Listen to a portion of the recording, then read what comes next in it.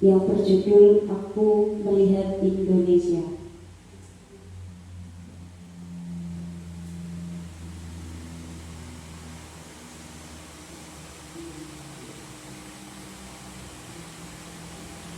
Melihat Indonesia,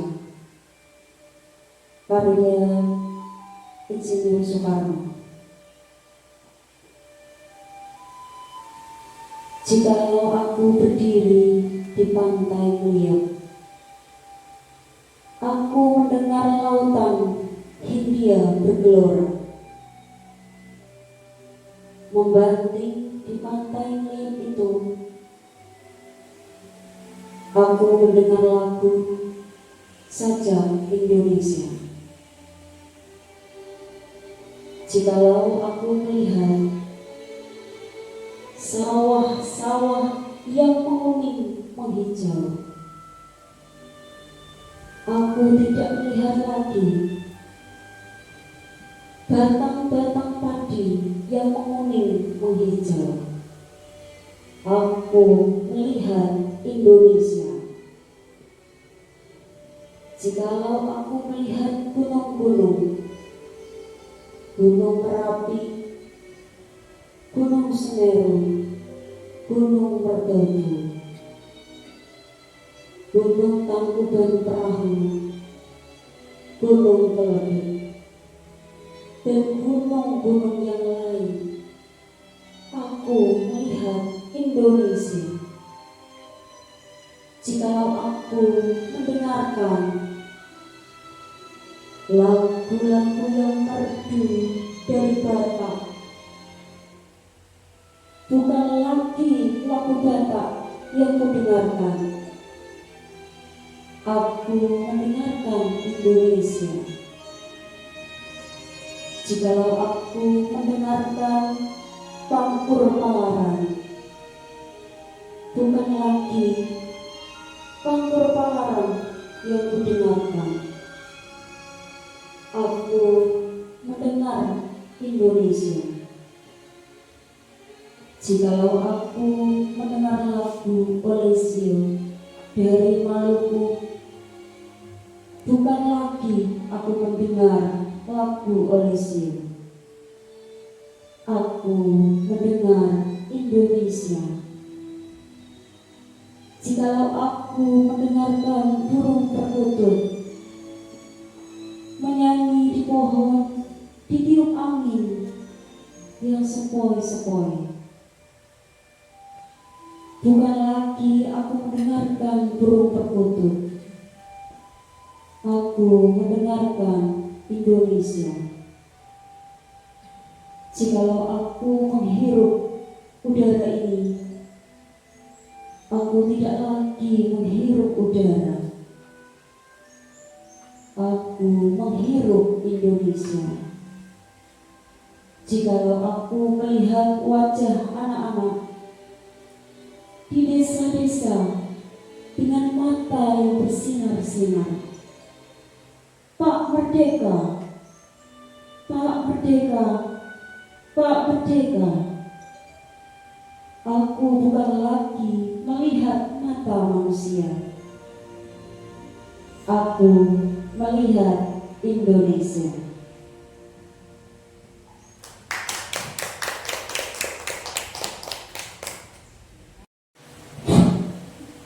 Bismillahirrahmanirrahim. Assalamualaikum warahmatullahi wabarakatuh. Waalaikumsalam warahmatullahi wabarakatuh. Bismillah, alhamdulillah, la haula wala quwata illa billah, amma ba'd. Yang terhormat Bapak Ibu Guru SDN 3 Meraho. Alhamdulillah, pada siang hari ini kita masih diberikan kesempatan dan kesehatan untuk bisa melaksanakan presentasi mengenai budaya positif ya. Kemudian sholawat serta salam semoga senantiasa tercurahkan kepada Nabi kita Muhammad SAW yang syafaatnya selalu kita nantikan di hari kiamat nanti. Ya, selanjutnya Bapak Ibu Guru semuanya, Di sini saya akan menyampaikan, memaparkan sebuah materi, yaitu menyebarkan pemahaman dan pengalaman budaya positif ya. Perkenalkan sebelumnya, saya Siti Saada, SPDI CGP Angkatan 10 ya, dari SDN 3 Merahu, Kecamatan Kedungtuban, Kabupaten Blora. Lanjut. Nah, yang akan kita sampaikan pada kali ini ada beberapa poin, yaitu konsep inti budaya positif yang mana terbagi dalam beberapa sub. Ada perubahan paradigma belajar, nilai-nilai kebajikan, kemudian ada disiplin positif, kebutuhan dasar manusia, ada motivasi perilaku manusia. Nah, kemudian ada keyakinan kelas dan segitiga restitusi.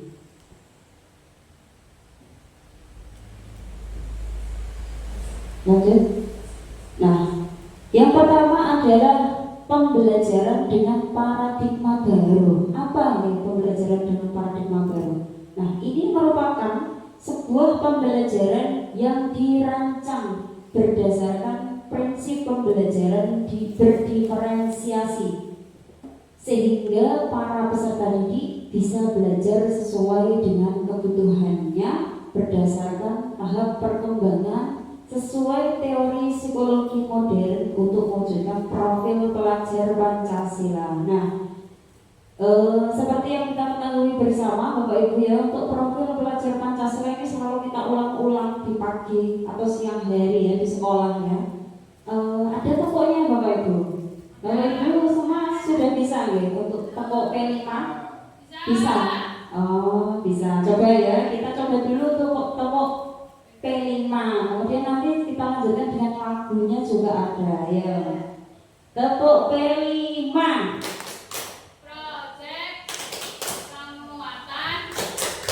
Project pelajar Pancasila.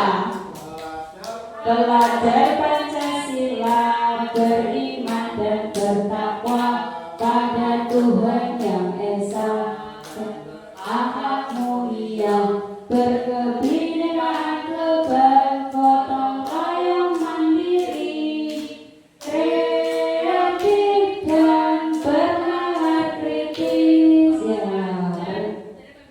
sudah, terima kasih. Dan jadi di dalam profil pelajar Pancasila ini ada beberapa komponen yang mana ada beriman dan bertakwa pada Tuhan Yang Esa. Tadi ya, itu salah satu dari profil pelajar Pancasila. Ada berkebinekaan global juga ada di sini ya, dimana kita selalu mengajarkan untuk beriman, kita selalu ajarkan dan tanamkan kepada anak didik kita bahwa satu ya, itu adalah tentang ketuhanan yang Maha Esa sesuai dengan sila pada Pancasila. Berkebinekaan global ini sesuai dengan kodrat murid masa kini, yaitu kalau zaman sekarang itu adalah eranya era teknologi. Nah, seperti itu. Kemudian ada gotong royong. Gotong royong ini mestinya harus selalu kita tanamkan di dalam lingkungan sekolah kita, agar anak-anak nantinya punya pribadi untuk selalu bekerja sama dan bergotong royong ketika melakukan suatu kegiatan seperti itu. Kemudian ada mandiri. Nah, mandiri di sini di mana nanti harapannya ke depan anak didik kita bisa secara mandiri melakukan kegiatan-kegiatannya.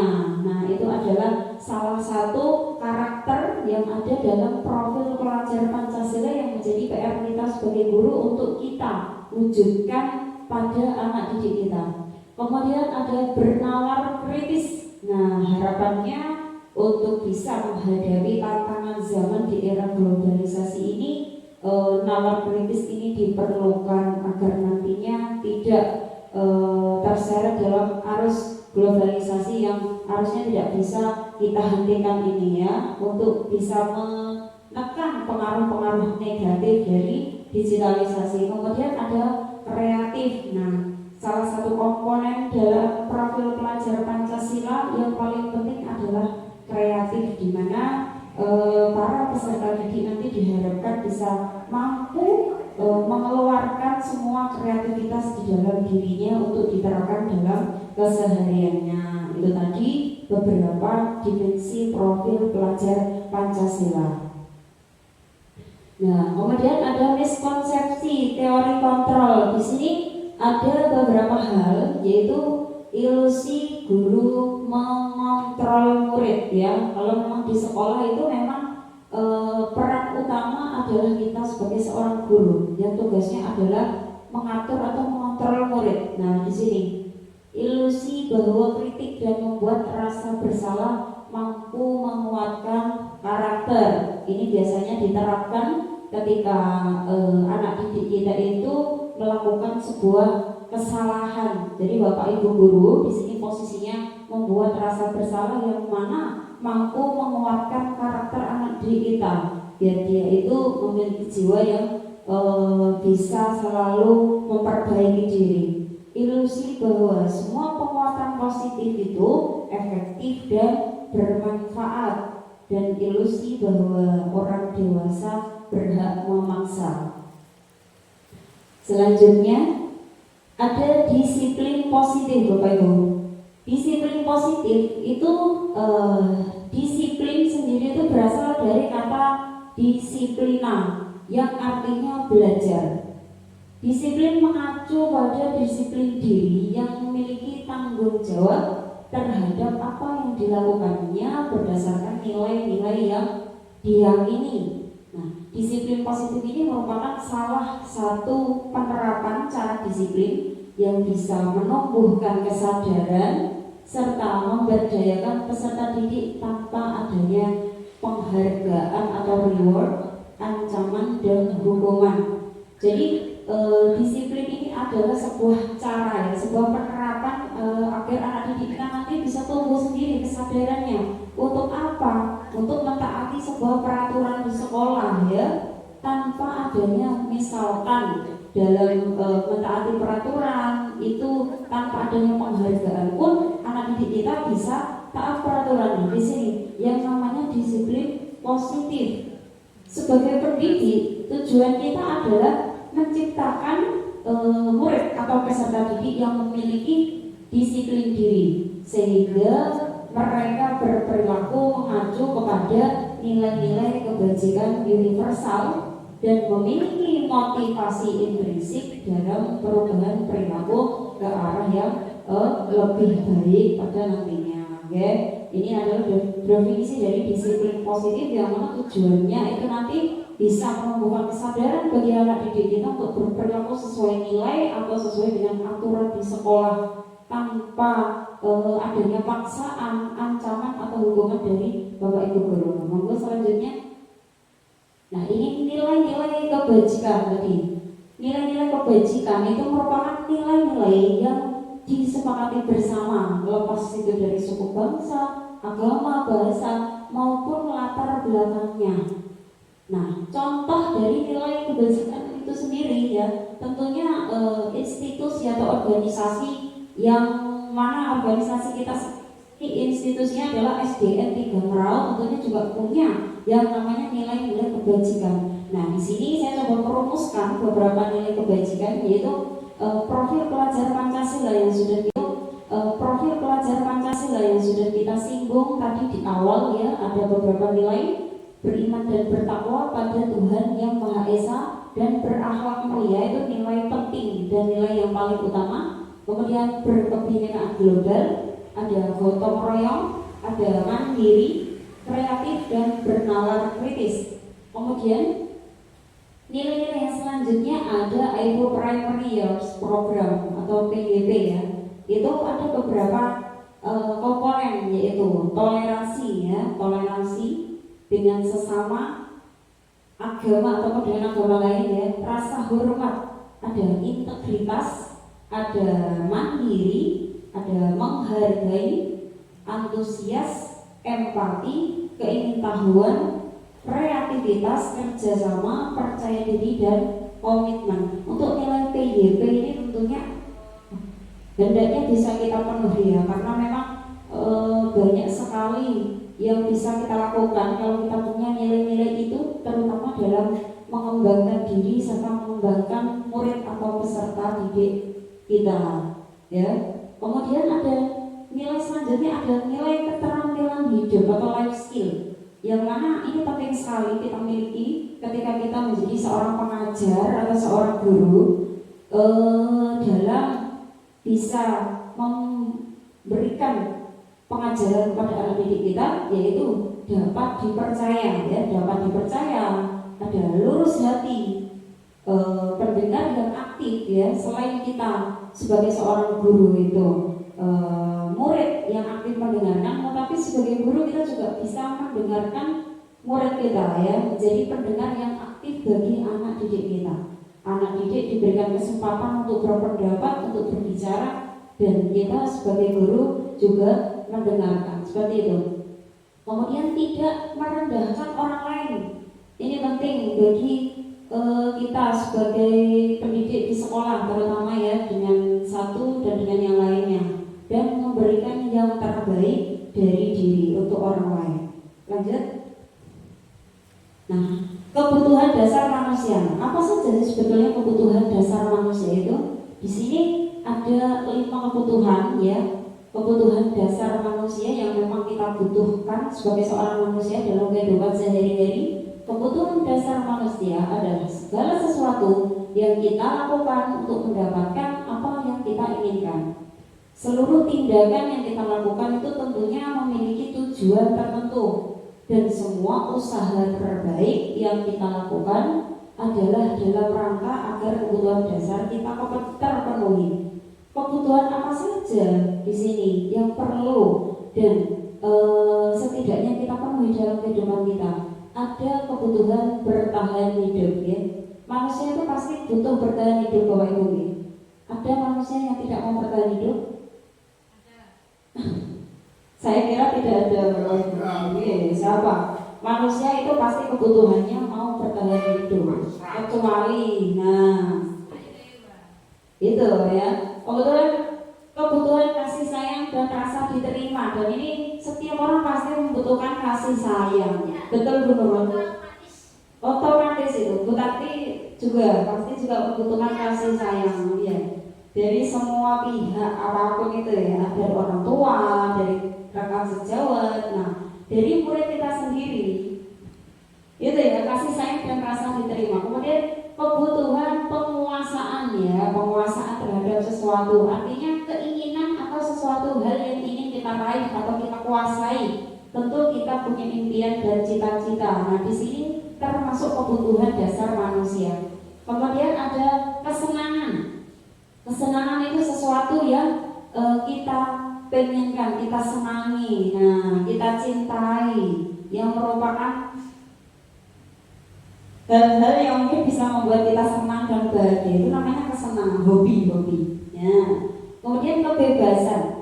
Kita tentunya sebagai manusia juga butuh yang namanya kebebasan. Tidak mungkin orang itu mau dipaksa dalam melakukan sesuatu. Itu ya. Jadi 5 kebutuhan dasar ini merupakan hal terpenting dalam hidup kita, yang baik itu secara langsung ataupun tidak langsung memang semuanya perlu kita penuhi. Lanjut. Ini tadi keterangannya. Bertahan hidup itu contohnya makanan, pakaian, tempat tinggal, keamanan dan kesehatan, dan itu tidak bisa ditinggalkan dan tidak bisa diabaikan ya. Penguasaan, harga diri, keinginan untuk dianggap, memimpin, berprestasi, diakui dan didengar, sebuah pencapaian itu juga perlu dalam diri kita. Kesenangan, ada bermain, ada humor, ada antusiasme, ada tertawa. Karena hidup itu butuh hiburan, Bapak Ibu ya. Kasih sayang dan rasa diterima. Rasa diterima, dipedulikan, berbagi, kerjasama, menjadi bagian dalam kelompok. Kemudian ada kebebasan, yaitu mandiri, memiliki pilihan, mencoba hal baru, dan mampu mengendalikan arah dirinya ke arah yang lebih baik. Itu namanya kebebasan. Lanjut. Setelah kita mengetahui 5 kebutuhan dasar manusia, kemudian ada motivasi perilaku manusia. Perilaku manusia itu didasari untuk apa? Kenapa manusia itu melakukan sesuatu? Di sini ada dua hal ya. Ada motivasi intrinsik dan ekstrinsik ya. Motivasi yang berasal dari dalam diri kita sendiri, kemudian motivasi yang berasal dari luar diri kita sendiri ya.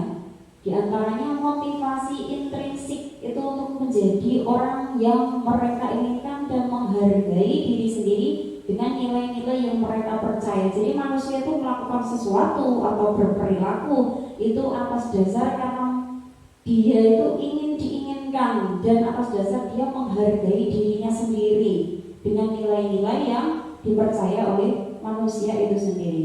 Kemudian ada motivasi ekstrinsik yang asalnya dari luar. Terkadang manusia melakukan sesuatu itu untuk menghindari ketidaknyamanan hukuman, entah itu karena terpaksa ataupun sukarela. Nah, terkadang perilaku manusia didasari oleh ketidaknyamanan hukuman itu. Kemudian untuk mendapatkan imbalan atau penghargaan dari orang lain. Nah, ini juga mendasari atau memotivasi perilaku manusia. Misalkan pengen mendapatkan penghargaan atau pengen dipuji orang lain, melakukan kebaikan, melakukan sesuatu yang baik karena ingin mendapatkan penghargaan dari orang lain. Ini salah satu dari motivasi perilaku manusia yang asalnya adalah dari luar. Seperti itu.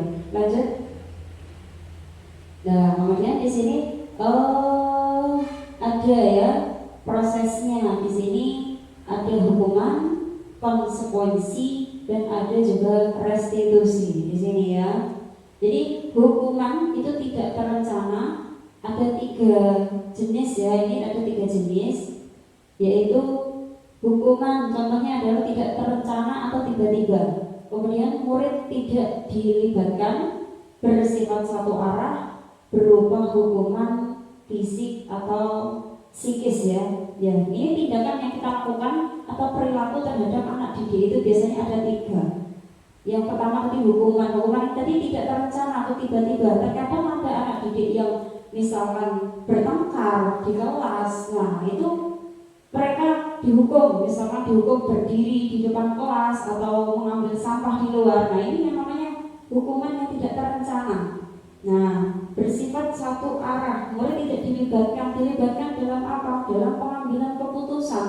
Jadi guru itu langsung spontan menjadikan sebuah hukuman itu terlaksana dan sifatnya satu arah, berupa hukuman fisik atau psikis. Kemudian ada juga yang namanya konsekuensi ya. Konsekuensi itu terencana atau disepakati sesuai dengan aturan. Murid tetap dibuat tidak nyaman, sikap guru selalu memonitor murid.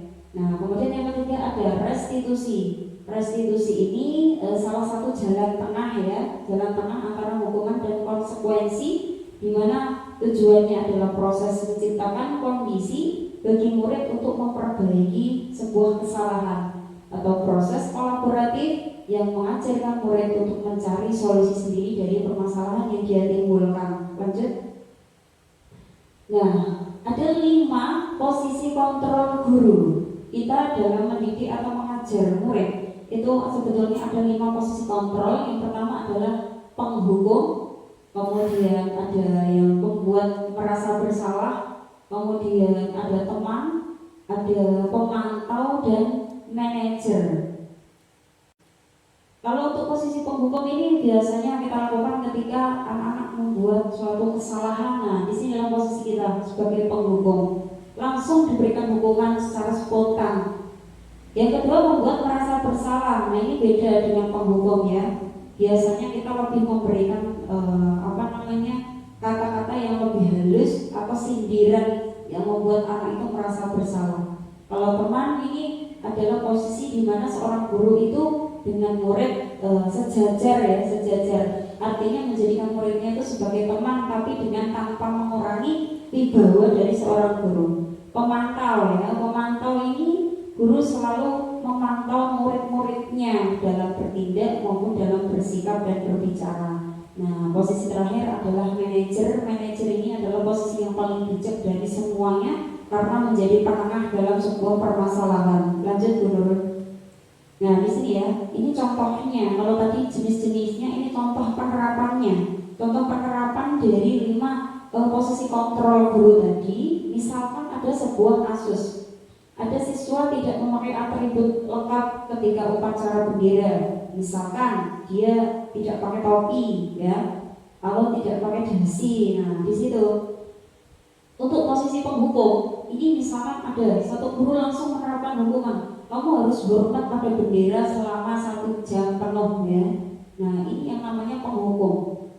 Kemudian kalau guru yang berposisinya sebagai pembuat merasa bersalah, itu dia menegur dengan halus. Berapa kali ibu harus memberitahu kamu, kenapa kamu selalu saja mengecewakan hati bapak ibu guru? Ya, itu otomatis dengan kalimat seperti itu, anak itu akan merasa, oh iya, kok aku ngene, saya bersalah, saya membuat salah sama bapak ibu guru. Nah ini posisi yang kedua bapak ibu. Kemudian yang ketiga, ini sebagai teman, bahasanya agak friendly ya, sebagai teman ya. Ayo dong ikuti aku terus sekolah, tolong kamu bantu bapak ibu sekali aja.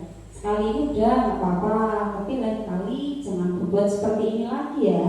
Nah ini bapak ibu guru yang mau posisikan dirinya sebagai seorang teman. Lanjut. Nah kemudian bapak ibu guru yang sebagai pemantau, nah ini berarti beliau memperingatkan, hari ini kamu sudah melanggar peraturan sekolah ya, kamu tahu konsekuensinya apa. Nah tolong besok jangan diulang lagi ya, karena ibu guru itu selalu memantau. Nah besok jangan sampai terulang kesalahan yang sama, tidak pakai atribut lengkap ketika upacara. Nah dalam posisi terakhir yaitu posisi manajer, di sini mencoba mencari permasalahan yang ada, sumbernya, mencoba membicarakan ya, dan juga mencari solusinya. Apakah kamu tahu kesalahanmu apa dan bagaimana kira-kira cara memperbaiki kesalahanmu itu? Di sini di posisi manajer ini seorang guru mencoba mencari sumber permasalahannya apa dan kemudian mencari solusinya bersama-sama agar besoknya tidak terulang lagi sebuah kesalahan yang sama. Lanjut. Nah kemudian dari beberapa posisi kontrol yang sudah ada tadi, mana posisi kontrol yang ada pada diri kita ya. Nah di situ posisi kontrol apa sebetulnya yang kita punya. Nah contoh-contohnya dari pertanyaan-pertanyaan tadi ya, apa rencana untuk menyelesaikan masalah ini? Nah kalau ini masuknya ada di manajer ya, kamu tidak pernah benar melakukannya, saya kecewa sekali dengan kamu, kamu tidak akan mendapat nilai jika tidak mengerjakan tugas. Ayolah lakukan demi bapak ibu ya. Jadi pernyataan 1, 2, 3, 4, 5 ini beda-beda, kalimat-kalimat yang digunakan ini adalah berbeda, dimana ada yang atas ini menyelesaikan masalah, berarti masuknya adalah di manajer. Ada yang kamu tidak akan mendapat nilai jika tidak mengerjakan tugas. Nah ini tadi hukuman ya, hukuman. Ada yang membuat merasa bersalah, saya kecewa sekali dengan kamu, terus kamu tidak pernah benar melakukannya, ayo lakukan. Ini ada yang posisi teman. Jadi kita bisa menilai diri kita sendiri, kita masuk dalam posisi yang mana sebetulnya di area 5 kontrol guru ini. Lanjut.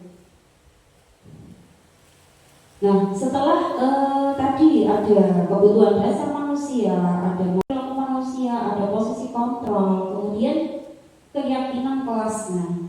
Bagaimana cara untuk menekan laju pelanggaran atau untuk pelanggaran dari anak-anak didik kita, caranya ya, yaitu mungkin di sini ada solusi yaitu keyakinan kelasnya. Mengapa sebuah keyakinan kelas itu penting? Dan kenapa bukan peraturan kelas ya? Padahal di sekolah kita itu sudah ada yang namanya peraturan sekolah. Tapi kenapa harus ada keyakinan kelas? Lanjut. Nah, pembentukan keyakinan kelas ini contoh dari keyakinan kelas ya. Keyakinan atau mungkin bisa disebut juga dengan kesepakatan kelas biar tidak terjadi kesalahan-kesalahan yang berulang dari anak didik kita. Karena memang terkadang anak didik itu beda-beda ya. Ada yang mereka itu rutin tidak mengerjakan tugas. Nah itu banyak. Ada yang rutin berangkatnya telat, itu juga ada. Jadi untuk mengatasi masalah-masalah itu, untuk mencegah ya, mungkin bisa dilakukan dengan pembentukan keyakinan kelas. Sifatnya adalah abstrak, terus berupa pernyataan universal, dibuat dalam pernyataan yang positif, tentunya semuanya positif ya, sedikit saja agar mudah diingat, sesuai dengan kondisi kelas dan sekolah, sehingga mudah diterapkan. Kemudian semua warga sekolah atau warga kelas dilibatkan saat membuat keyakinan kelas. Jadi untuk membuat keyakinan kelas ini tentunya kita membuatnya bersama-sama ya, disepakati secara bersama-sama ya, agar nantinya anak-anak pun bisa mematuhi. Nah konsekuensinya apa? Kalau kita bikin keyakinan, misalkan contohnya saja ya, di kelas-kelas harus bersih ketika pembelajaran. Kemudian kalau ada anak yang bertengkar, ada anak yang tidak mengerjakan tugas, nanti konsekuensinya apa? Misalkan mengambil 20 atau 30 sampah ketika mereka melanggar dari aturan kelas. Nah kalau bisa keyakinan kelas ini ditulis, di print, kemudian ditempel di dalam kelas biar anak-anak itu juga ingat, oh iya kan aku gak kerjakan tugas mesti atau hukuman untuk konsekuensi. Oh iya kan aku berangkat telat, pasti di kelas itu sudah melihat ada keyakinan kelas yang sudah disepakati bersama oleh anak-anak. Lanjut. Nah ini segitiga restitusi ya. Selanjutnya ada segitiga restitusi, yaitu suatu proses dialog yang dijalankan oleh guru agar nantinya dapat menghasilkan murid yang mandiri dan bertanggung jawab. Dan langkah-langkah segitiga restitusi itu ada beberapa. Jadi segitiga restitusi ini adalah proses untuk menyelesaikan suatu permasalahan di dalam sekolah yang berkaitan dengan anak didik ya. Jadinya nanti permasalahan itu diselesaikan dengan cara yang runtut, cara yang sistematis, dan juga anak-anak bisa mencari solusi dari permasalahan itu bersama dengan gurunya.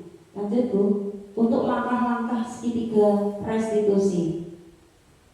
Yang pertama adalah menstabilkan identitas ya. Berdasarkan prinsip membuat kesalahan itu adalah bagian dari proses pembelajaran. Jadi mau tidak mau setiap harinya kita pasti akan menghadapi yang namanya anak didik itu pasti ada masalah, tidak mungkin tidak ada.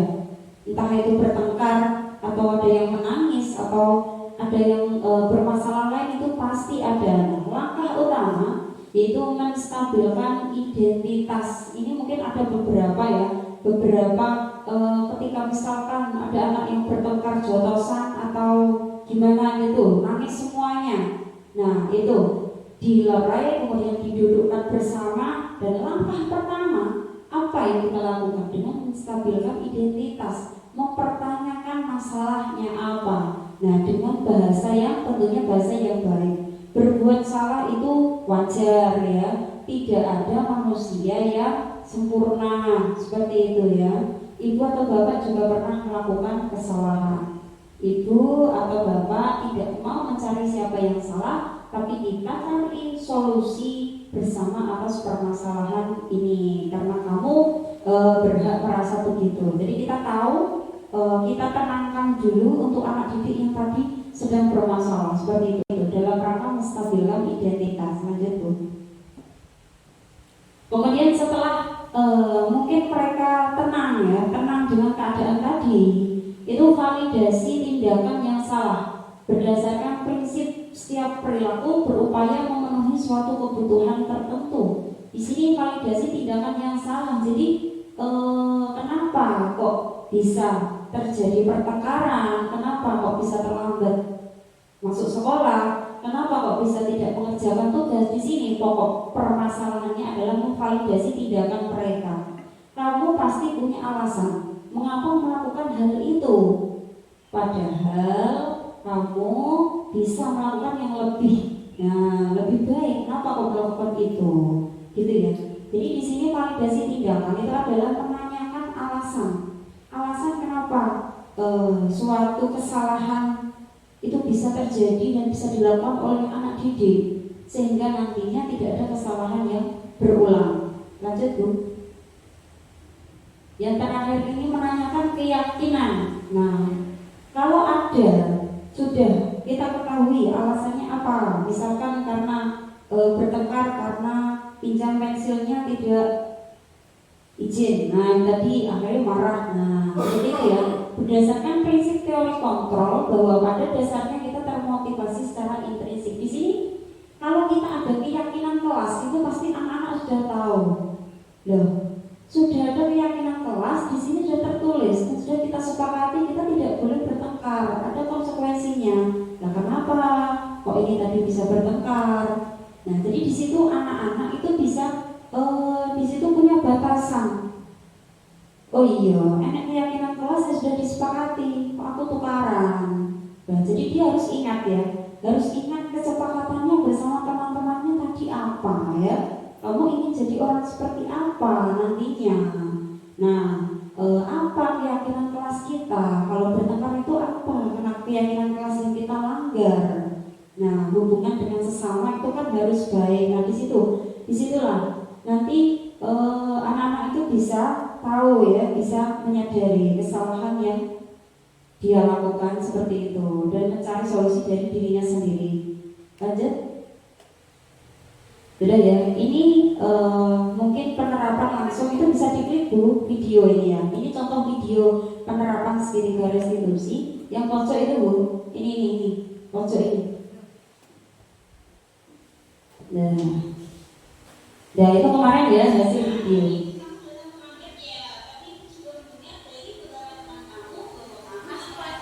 Iya ini mau disewa Bu. Ini untuk kasus itu terlambat sekali. Iya.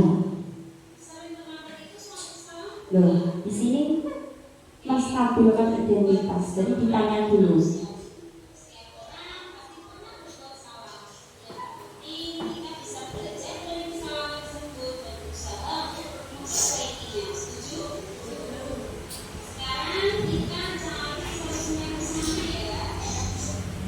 Nah, ini dari bentar Bu, jangan dipindah dulu. Ini dari menstabilkan identitas tapi menanyakan pertama kali. Jadi anak itu tidak takut ya kalau masuk kelas. Wah, aku aku dihukum dengan main lapangan ya. Pertama distabilkan dulu ya, keadaan dirinya ditenangkan dulu dalam rangka menstabilkan identitas. Ini proses segitiga restitusi yang pertama. Lanjut. Yang kedua, silakan diputar videonya Bu. Ini validasi tindakan yang salah, mencari alasannya. Oh belum menanyakan keyakinan itu yang ketiga. Yang kedua, atas.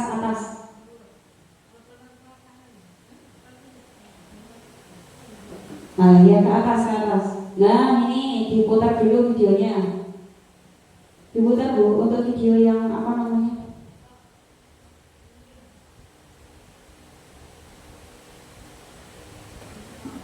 Iya.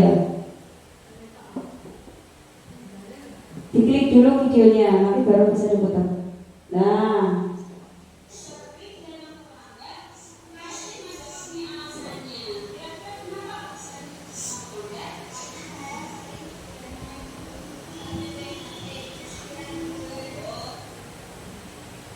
Nah, di situ Bu Guru menanyakan alasannya kenapa kok sering datang terlambat. Nah, ternyata begadang karena sambil main HP. Nah, disitulah namanya disebut dengan validasi tindakan yang salah. Jadi anak itu dicari permasalahannya kenapa kok bisa seperti itu. Lanjut. Untuk yang ketiga ini menanyakan keyakinan. Nah,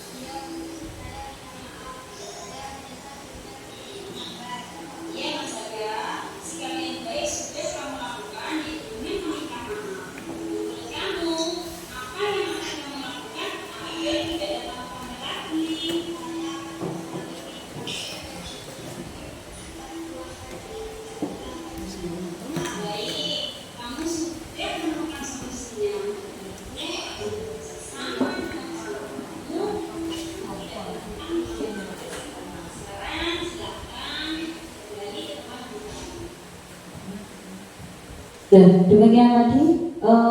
Untuk yang ketiga tadi adalah menanyakan keyakinan. Jadi setelah yang pertama tadi setelah memvalidasi tindakan yang salah, kemudian menanyakan keyakinan kelas yang sudah disepakati. Nah, di mana terlambat itu merupakan pelanggaran dari keyakinan kelas atau keyakinan sekolah ya, yaitu disiplin di situ. Jadi anak itu tahu apa yang dia langgar dan bisa memperbaiki kesalahan nantinya ya, tanpa adanya hukuman atau ancaman itu tadi. Sudah. Selanjutnya, ini penutup ya Bapak Ibu ya. Dari semua paparan tadi ya, mulai dari awal sampai akhir ya, dalam penerapan program disiplin positif itu hendaknya Bapak Ibu guru memiliki standar kepribadian profesional dan standar sosial yang baik, di mana guru itu mampu merefleksi dirinya dalam posisi kontrol saat ini. Bagaimana perjalanan dirinya sebagai among atau manajer ya, yang menuntun murid-muridnya menjadi insan atau manusia yang mandiri, merdeka dan juga bertanggung jawab ya, sesuai dengan standar nasional pendidikan kita. Sudah terakhir ya, sudah tidak ada nih terakhir ya. Demikian tadi Bapak Ibu yang bisa saya sampaikan mengenai pemahaman dan implementasi dari budaya positif. Semoga nantinya kita semua bisa menerapkan bersama-sama budaya positif di dalam kelas atau di dalam sekolah kita untuk dalam rangka mencapai visi yang sudah kita sepakati, yang sudah ada bersama-sama nantinya ya. Sekian dari saya, itu saja yang bisa saya sampaikan. Semoga bisa bermanfaat bagi kita semua. Akhir kata, wassalamualaikum warahmatullahi wabarakatuh. Waalaikumsalam warahmatullahi wabarakatuh.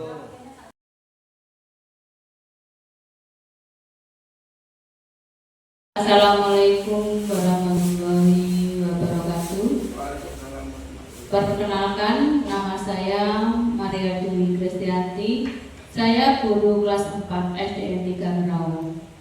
Saya rekan kerja dari Bu Siti Saada, calon guru penggerak angkatan 10. Saya sangat mengapresiasi atas penyampaian budaya positif oleh Bu Siti. Banyak sekali ilmu dan pengetahuan yang saya dapatkan dari Bu Siti, yaitu sebagai calon guru penggerak. Saya berharap nanti bisa menerapkan berbagai budaya positif di sekolah saya, yaitu SDN 3 Ngerawu. Juga terima kasih kepada Bu Siti Saada. Semoga selalu lancar dalam pendidikan, guru penggerak, dan sukses selalu sampai akhir. Sekian dari saya. Wassalamualaikum warahmatullahi wabarakatuh.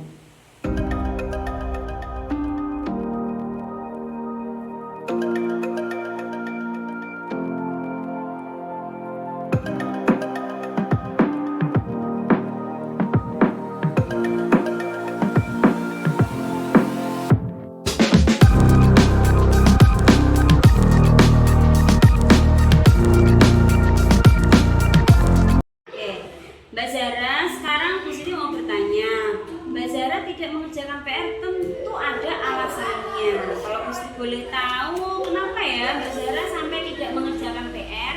Maaf Bu, kemarin saya ikut ibu pergi menjenguk nenek yang sedang sakit. Pulangnya saya kelelahan dan tidak sempat mengerjakan PR. Oh begitu ya. Jadi Mbak Zara kelelahan, lalu pulangnya kecapean terus langsung tidur dan lupa untuk mengerjakan PR. Tapi tadinya berangkatnya tidak terlambat kan? Tidak. Nah, Mbak Zara juga sudah melakukan hal yang baik karena Mbak Zara tidak terlambat datang ke sekolah. Tetapi tidak mengerjakan PR itu melanggar keyakinan kelas atau tidak? Iya Bu, saya melanggar. Kira-kira menurut apa yang Mbak Zahra langgar? Keyakinan kelas untuk bertanggung jawab mengerjakan semua tugas atau PR dengan tepat waktu, Bu. Menurut Mbak Zahra, tanggung jawab itu penting atau tidak ya? Penting, Bu. Ya, kalau sudah tahu itu penting, kira-kira Mbak Zahra akan melakukan apa ke depannya untuk memperbaiki diri? Saya akan mengerjakan PR di awal waktu dan tidak menunda-nunda, Bu. Bagus. Jika Mbak Zahra sudah memperbaikinya, kira-kira Mbak Zahra akan menjadi orang yang seperti apa ke depannya? Saya akan menjadi orang yang bertanggung jawab terhadap semua tugas yang saya dapatkan, Bu. Oke, bagus. Kalau Mbak Zahra sudah tahu apa yang harus dilakukan, Mbak Zahra sekarang boleh kembali ke tempat duduk dan siap-siap untuk mengikuti pelajaran selanjutnya ya. Terima kasih, Bu. Ya. Mas Zaka, hari ini kamu datang terlambat ya. Tadi aku juga mendengar dari beberapa teman kamu bahwa kamu akhir-akhir ini sering terlambat. Iya, Bu. Menurut tindakan kamu, sudah berapa kali kamu terlambat? 5 kali, Bu. Sering terlambat itu suatu kesalahan bukan? Iya, Bu. Oke, berbuat kesalahan itu manusiawi. Setiap orang pasti pernah berbuat salah. Yang terpenting kita bisa belajar dari kesalahan tersebut dan berusaha untuk memperbaikinya. Setuju? Setuju, Bu. Sekarang kita cari solusinya bersama ya. Iya, Bu. Sering datang terlambat, pasti Mas Jaka punya alasannya. Kira-kira kenapa kok sering datang terlambat? Karena saya sering begadang, Bu, sambil main HP, jadi kurang tidur. Oh, kamu tahu keyakinan kelas apa yang sudah kita sepakati kan? Tahu, Bu. Kalau terlambat datang ke sekolah, itu sesuai nggak dengan keyakinan kita? Tidak, Bu. Menurut kamu, keyakinan kelas apa yang sudah kamu langgar? Disiplin, Bu. Nah, disiplin itu penting tidak untuk kamu? Penting, Bu. Karena bisa membuat saya datang ke sekolah tepat waktu dan bisa menghargai waktu. Betul, menghargai itu waktu itu sangat penting dan sangat bermanfaat untuk kita. Seperti kita bisa menghargai orang lain, pekerjaan juga tidak menumpuk dan juga dapat melatih rasa kepedulian kita. Iya, Bu. Saya minta maaf. Saya menyesal sudah sering terlambat. Iya Mas Jaka, sikap yang baik sudah kamu lakukan yaitu dengan meminta maaf. Menurut kamu, apa yang akan kamu lakukan agar tidak datang terlambat lagi? Saya akan mengurangi main HP dan tidur lebih cepat, Bu, agar saya tidak terlambat datang ke sekolah. Baik, kamu sudah menemukan solusinya dan ibu akan bekerja sama dengan orang tua kamu agar kamu tidak datang terlambat lagi ke sekolah. Sekarang silakan kembali ke tempat duduk kamu.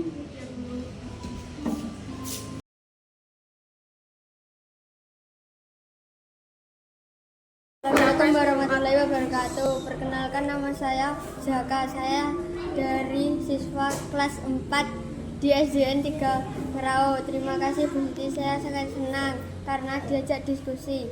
Ketika saya terlambat untuk menemukan solusi atas kesalahan yang saya lakukan, saya tidak akan begadang dan mengurangi main HP supaya tidak terlambat sekolah.